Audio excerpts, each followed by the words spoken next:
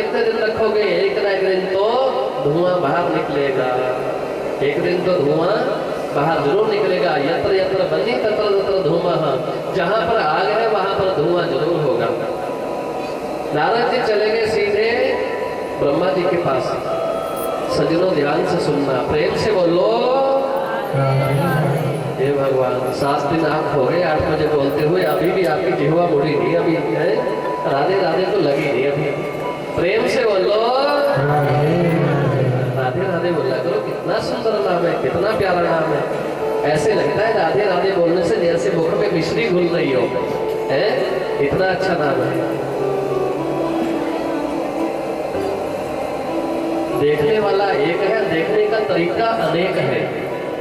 जब ये हमारी आंखें आप सारी माता बहनों को देखती है तो देखने का तरीका अलग होता है। सारे माँ की दृष्टि से देखते हैं, बहनों की दृष्टि से देखते हैं जो कथा में आते हैं। हमारा शास्त्र कहता है जो व्यक्ति भगवान की कथा में आकर के आंख की चोली करता है, भगवान उसको अगले जन्म में यूं ढक्कन चढ़ा के भेज देते हैं, जा बच्चों संसार में है। जो जन्म से अंधा होता है समझ लेना चाहिए कि उसने सत्संग में जाके इन आंखों को ढंग से नहीं रखा, इन आंखों को ढंग से नहीं रखा। इन आंखों से परमात्मा का दर्शन करना चाहिए, इन बांके बिहारी जी की मूर्ति को निहारना चाहिए। ये नहीं है कि आंख कभी इधर चल रही है कभी इधर चल रही है, फिर बात नहीं बनती। काहे को आए सत्संग सुनने के लिए? भगवान की कथा में आंख बनती है। क्या बनता है? सत्संग में जाने से आंख बनती है। क्या बनता है? क्या बनता है? क्या बोलते हो? बात बनती है? बात नहीं, आंख बनती है। भगवान की कथा में जाने से आंख बनती है। इसमें सत्संग का सुरमा पड़ जाता है।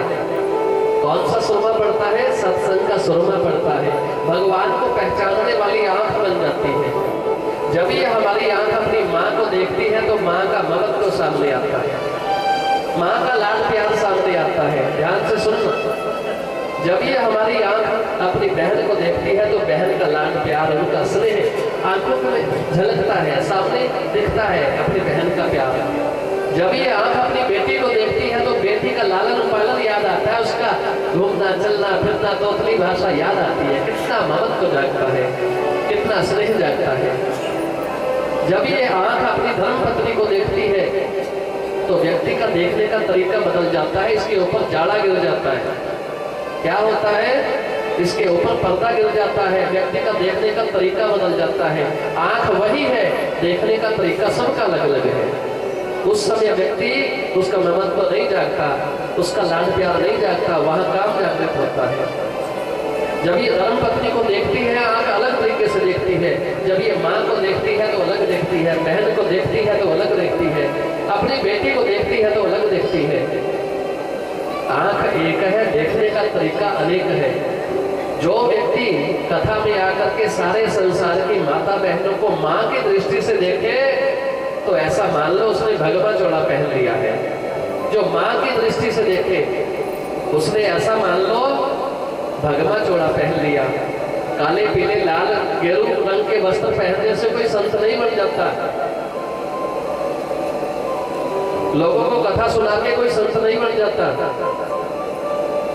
संत तो कोई पैंट कोट वाला भी हो सकता है, संत कोई पैंट कोट वाला भी हो सकता है, कोई कुर्ते पजामे वाला भी हो सकता है, कोई पैंट कमीज वाला भी हो सकता है, कोई धोती वाला भी हो सकता है, कोई केशों वाला भी हो सकता है। तो ये श्रोताओं, सुखदेव भगवान कथा में वर्णन करते हैं, राजन नारद जी वहां श्री कृष्ण गोविंद हरे मुरारी, हे नाथ नारायण वासुदेव। श्री कृष्ण गोविंद हरे मुरारी, हे नाथ नारायण वासुदेव। श्री कृष्ण गोविंद हरे मुरारी, हे नाथ नारायण वासुदेव।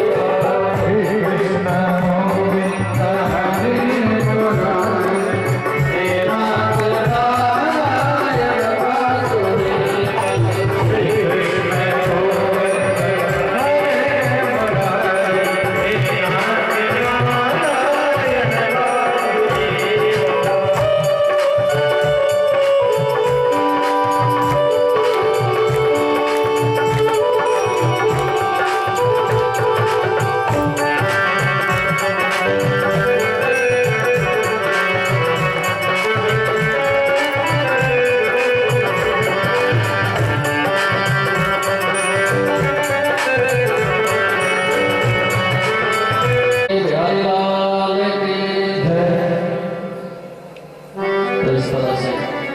प्रिय श्रोताओं, सुखदेव भगवान कथा में वर्णन करते हैं राजन, नारद जी ब्रह्मलोक चले गए। कहाँ चले गए? ब्रह्मलोक चले गए। ब्रह्मा जी को प्रणाम किया और ब्रह्मा जी को प्रणाम करने के बाद माता सरस्वती जी को प्रणाम किया। माता सरस्वती जी को प्रणाम किया और आज नारद जी माता सरस्वती जी की तरफ ऐसे देखते रहे। जब मुंह की तरफ देखते रहे माता सरस्वती जी को गुस्सा आ गया। क्या हुआ? माता सरस्वती जी को गुस्सा आ गया। माता सरस्वती जी अपने कमरे में चली गई। नारद जी कहने लगे हे गुरुदेव, आज माता सरस्वती जी को क्या हो गया? ये अंदर चली गई। पहले तो मेरे से बहुत बातें करती थी, मुझे नारद जी बोलती थी। ब्रह्मा ने कहा, नारद जी आज आपका देखने का तरीका अच्छा नहीं था। इसलिए उनको गुस्सा आया तो अंदर चली गई। कहने लगे, महाराज जी मेरा तरीका तो बढ़िया था, मैंने माया का पार पा लिया है, मैंने माया को जीत लिया है, मैंने कामदेव पर विजय डाल ली है। ये माया होती कैसी है, कि मेरा क्या बिगाड़ेगी? ब्रह्मा जी ने नारद जी को समझाया। जो अच्छे लोग होते हैं वो अपने मित्र को, अपने भाई को, अपने बच्चों को समझाते हैं अगर वो गलत है। जब वो समझाते हैं तो उनकी बात को मानना चाहिए। ब्रह्मा जी ने कहा, बेटा आज आपने ये बात मेरे से कर ली सो कर ली, कहीं जाके भगवान विष्णु के पास मत बोलना।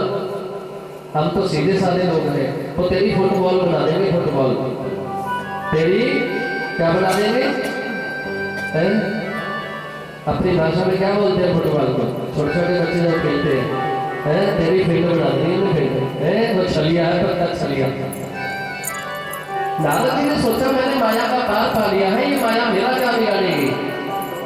सज्जनों ध्यान से सुनना, मरने के लिए छोटा ही पाप बहुत बड़ा बन जाता है। मरने के लिए छोटा सा पाप बहुत बड़ा बन जाता है और ऊपर जाने के लिए बहुत बड़ा पुण्य भी हल्का फल देता है। पंडित जी 7 दिनों तक लगातार कथा सुनाते हैं, बढ़िया सुनाते हैं। अगर कहीं 8वें दिन कोई ऐसी बात बोल दी, पाती स्वाद है। लोगों की अपनी अपनी मुंहों की भाषा है, सबकी मुंडे मतरी भिन्ना। जितनी गर्दनें हैं, गर्दन जानते हो, जितने लोग हैं उतनी बुद्धि है, अलग अलग सबकी अपनी अलग अलग जीवा है सबकी। कोई लाठी लेके एक आए उसकी तो पकड़ लेंगे, जीवा किस की पकड़े? ये पकड़ में नहीं आती, बोल करके छुप जाती है,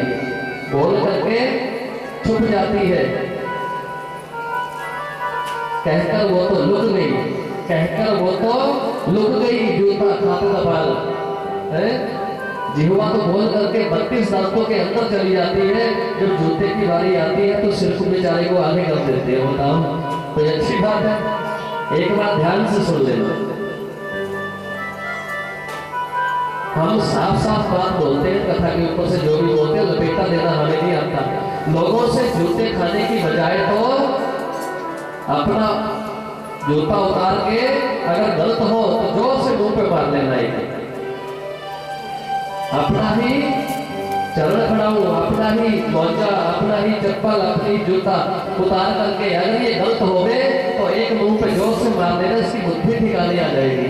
लोगों से जूते खाने की बजाय बढ़िया है अपने आप मार लो। नारद जी ने सोचा, मैंने माया का पार पा लिया है, माया मेरा क्या बिगाड़ेगी? वहां से निकले, सीधे भोले बाबा के पास चले गए। आज जब भोले बाबा के पास गए, भोले बाबा जी को प्रणाम किया। प्रणाम करने के बाद माता पार्वती जी को प्रणाम किया, जिनको गौरा लोग बोलते हैं। क्या बोलते हैं? गौरा। बहुत सुंदर है मेरी माँ पार्वती माता जी, बहुत सुंदर है।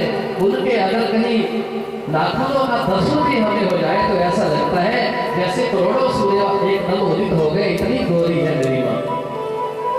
आज नारद जी ने प्रणाम किया। प्रणाम करने के बाद ऐसे मुंह की तरफ देखते गए।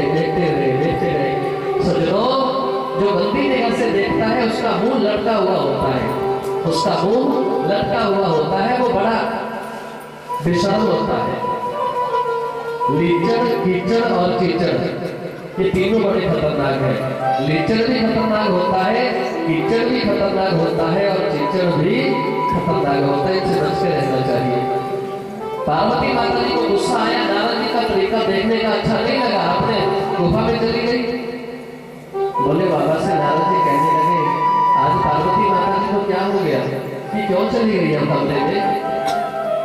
बोले बाबा कहने लगे, बेटा नारद, आपका जो तरीका था देखने का वो हमें अच्छा नहीं लगा, माता जी को भी आपकी माता जी को अच्छा नहीं लगा, इसलिए गुस्सा आ गया उनको।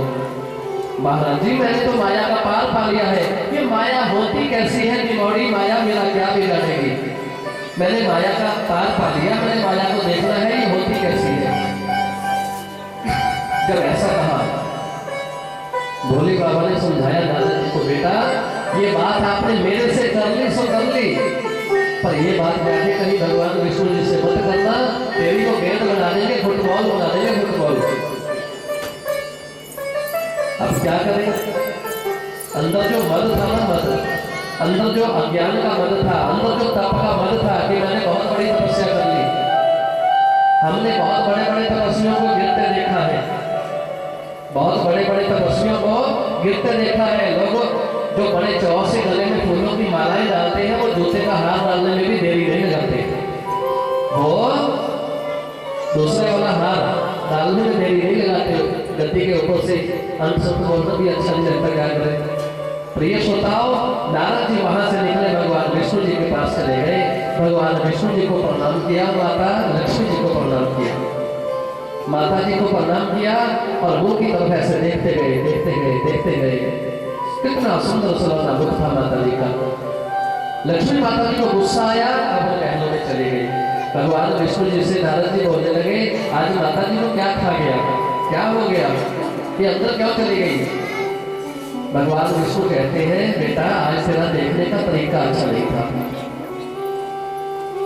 इसलिए मुझे गुस्सा आ गया।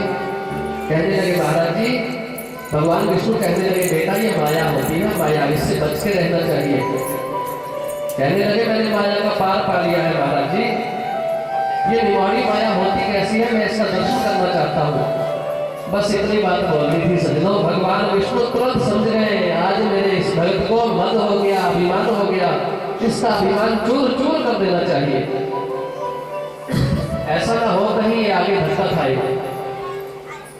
भगवान विष्णु ने तुरंत एक दिव्य विमान मंगवाया, एक दिव्य विमान मंगवाया। उस विमान में स्वयं सफेद कुर्ता और धोती पहन करके वृद्ध ब्राह्मण का रूप बना करके भगवान विष्णु बैठ गए और दूसरी तरफ नारद जी को बिठा लिया। चलो नारद जी, यहाँ से 44 परकोटे ऊपर जाकर के भगवती महामाया जगत जननी जगदम्बा त्रिपुर सुंदरी मणिद्वीप निवासिनी भगवती माँ जगदम्बा का लोक है, चलो आपको माया का लोक दिखाते हैं जाकर के। क्या दिखाते हैं? चलो आपको माया का लोक दिखाते हैं। नारद जी बड़े प्रसन्न हुए, आज मेरी मुराद पूरी हो गई, ब्रह्मा जी से नहीं हुई, भोले बाबा से भी पूरी नहीं हुई। मैं माया का लोक देखना चाहता था, आज मैं माया का लोक देखने जा रहा हूँ। सज्जनों, भगवान विष्णु ने अपने दिव्य विमान से बोला कि बेटा चलो, स्वच्छंद गति से चलो। आज दिव्य विमान स्वच्छंद गति से ऊपर चलने लगा। चलते चलते चलते चलते सीधा जाकर के पहला परकोटा माया का आता है। पहले परकोटे के ऊपर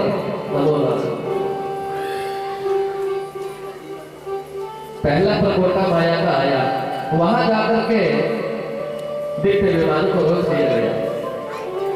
जैसे दिव्य विमान रुका,